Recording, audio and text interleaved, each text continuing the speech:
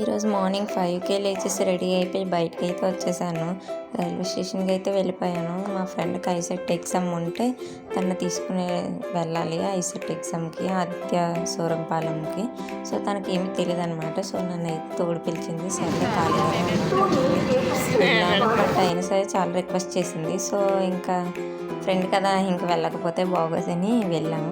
ఇంకా సామర్లకోట అయితే స్టేషన్‌లో దిగేసాం. అక్కడ టిఫిన్ అయితే చేసేసాం.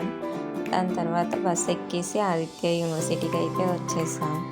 అండ్ తనైతే లోపల చెక్ ఇన్ అయిపోయి సైన్ అది చేసి ఇంకా అడ్మిట్ కార్డ్ ఇచ్చి లోపలికి అయితే వెళ్ళింది ఐసెట్ ఎగ్జామ్ రాయడానికి.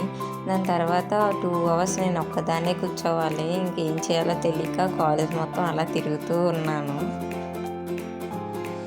నేను మా ఫ్రెండ్ అయితే వచ్చాడు. ఇంకా వాళ్ళ కాలేజ్ చూసి ఇంక బయటికి అయితే వచ్చేసాం. అంతే వీడియోకి బాయ్ బాయ్.